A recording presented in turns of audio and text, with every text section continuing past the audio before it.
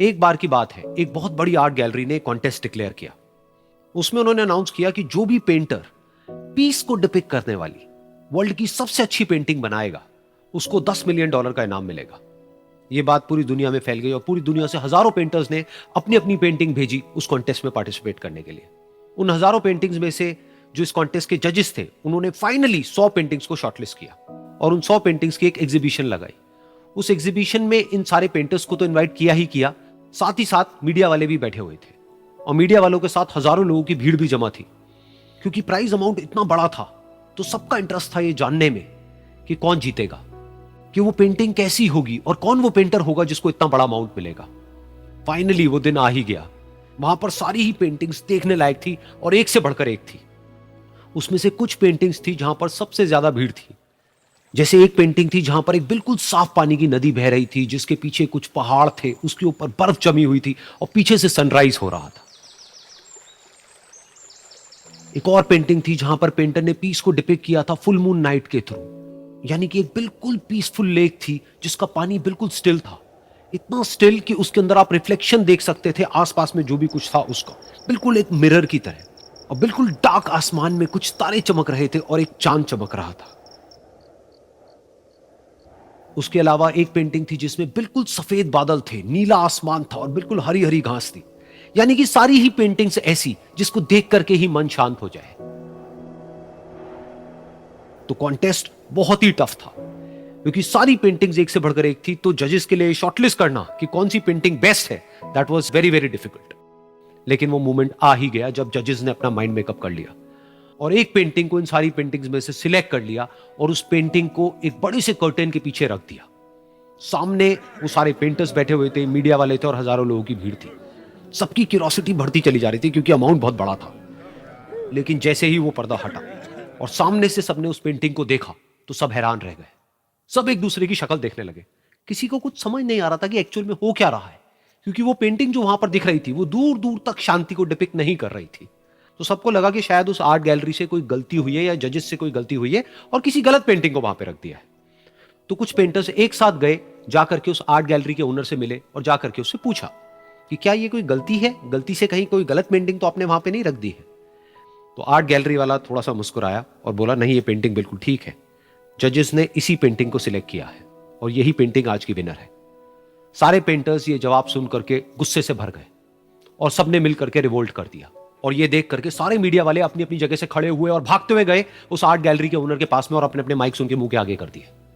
तो अगेन वो art gallery का जो ओनर था वो हल्का सा मुस्कुराया और उसने कहा कि मुझे कुछ बोलने से पहले एक बार इस पेंटिंग को आप लोग ध्यान से देखिए, थोड़ा पास से देखिए, शायद आपको कुछ ऐसा नजर आए जो दूर से नजर नहीं आ रहा है। क्योंकि आप सबने एक चीज तो देख ली कि इस पेंटिंग में आंधी है, तूफान है, चारों तरफ सब कुछ तहस नहस हो रहा है, आसमान में बिजली कड़क रही है, काले बादल हैं, ये सब तो आपने देख लिया। लेकिन एक चीज नहीं देखी कि इस पेंटिंग में एक घर भी है। उस घर में एक छोटी सी खिड़की है जहां पर एक आदमी खड़ा हुआ है। ध्यान से जाकर के देखिए, वो जो आदमी खड़ा हुआ है और बाहर देख रहा है उस घर से, उसके चेहरे पर कोई डर नहीं है, बल्कि एक हल्की सी मुस्कान है, एक ठहराव है, एक सुकून है। और यही है शांति का असली मतलब।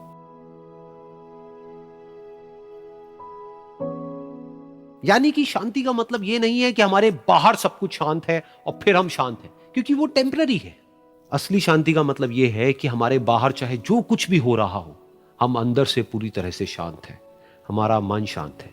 क्योंकि जिसका मन शांत नहीं है, उसको चाहे आप कितनी भी सुंदर से सुंदर जगह पर ले जाकर के बिठा दो, वो वहां पर भी जाकर के दुखी ही रहेगा।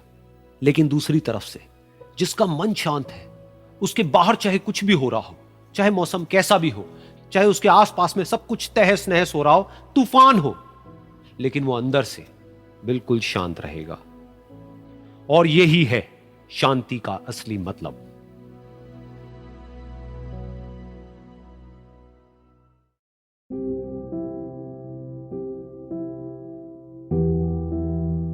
एक बार की बात है, एक छोटे से गांव में एक आदमी रहता था। उसके घर के पास में एक पहाड़ था जहां पर वो रोज सुबह जाता, उस पहाड़ पर थोड़ी देर के लिए वो बैठता, फिर वापस आ जाता। तो रोज की तरह वो सुबह सुबह जा रहा था। पीछे से उसका छोटा सा बेटा आया, उसने आकर के उसका हाथ पकड़ लिया और कहा कि आज मैं भी आपके साथ चलूंगा। उसने पहले तो उसको थोड़ा सा समझाया और मना किया, कहा कि जो रास्ता है वो बहुत ही छोटा है और चढ़ाई बहुत ज्यादा है, तो तुम मेरे साथ नहीं चल पाओगे। लेकिन फिर जब उस बेटे ने जिद करी तो पिता मान गया। तो दोनों पहाड़ पर चढ़ने लगे। पिता ने बेटे का हाथ कस के पकड़ा हुआ था। लेफ्ट साइड में पहाड़ थे, राइट साइड में खाई थी, और रास्ता बहुत ही छोटा था। और वो पहाड़ की चोटी तक पहुंचने ही वाले थे, तभी रास्ते में एक बड़ा सा पत्थर आया। क्योंकि पिता उस रास्ते पर रोज आता था, तो उसको पता था कि वहां पे पत्थर है, तो वो साइड से निकल गया। लेकिन जो बेटा था उसका ध्यान कहीं और था, तो उसका घुटना जा करके उस बड़े से पत्थर पर टकरा गया। तो फिर उस बच्चे के मुंह से एक चीख निकली, और जैसे ही वो चीखा, उसकी आवाज उन पहाड़ों में गूंजने लगी। इससे पहले उस बच्चे ने कभी भी अपनी आवाज की गूंज नहीं सुनी थी, तो उसे समझ नहीं आया कि क्या हो रहा है। वो अंदर से थोड़ा सा घबरा गया। उसे लगा कि शायद कहीं कोई है जो छुप करके उसको देख रहा है और उसका मजाक उड़ा रहा है। फिर उस बच्चे ने बोला, कौन हो तुम? कौन हो तुम? तो जब उस बच्चे ने इस गूंज को सुना, उसे गुस्सा आ गया। उसे लगा कि कौन है ये जो मेरा मजाक उड़ाए चले जा रहा है। फिर उसने गुस्से से कहा, मैं तुम्हें छोड़ूंगा नहीं। और फिर जैसे उसने इस गूंज को सुना, वो घबरा गया। उसके पिता समझ गए थे कि क्या हो रहा है।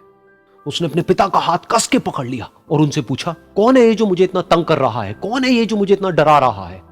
तो उसके पिता थोड़ा सा मुस्कुराए और उन्होंने खाई की तरफ देखा और जोर से बोला, मैं तुमसे बहुत प्यार करता हूं।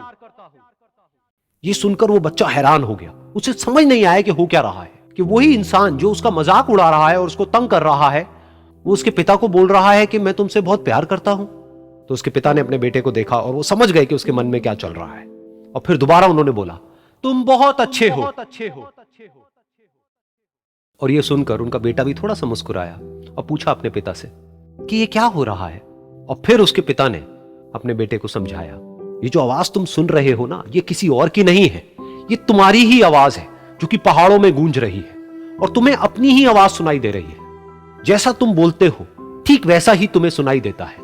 अगर तुम गुस्से से कुछ कहोगे तो पलट करके जो आवाज आएगी उसमें भी गुस्सा होगा, लेकिन अगर तुम कुछ अच्छा कहोगे तो वो आवाज भी अच्छी होगी। बिल्कुल इसी तरह से हमारी जिंदगी में भी होता है।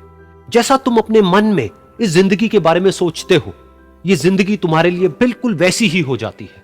अगर तुम मन ही मन अपने आप को ये बोलते रहोगे कि मेरी जिंदगी तो बहुत ही बुरी है, तो तुम्हारी जिंदगी सच में बुरी हो जाएगी। और अगर तुम अपनी जिंदगी से प्यार करोगे तो तुम्हारी जिंदगी भी तुमसे प्यार करेगी। ये बात उस बच्चे के दिमाग में घर कर गई और फिर वो दोनों उस पहाड़ की चोटी पर गए। लेकिन बच्चे के दिमाग में यही बात घूम रही थी। और फिर वो बच्चा खिलखिला के हंसा और उसने अपने दोनों हाथ खोले और अपनी पूरी ताकत से बोला, मैं तुमसे बहुत प्यार करता हूं।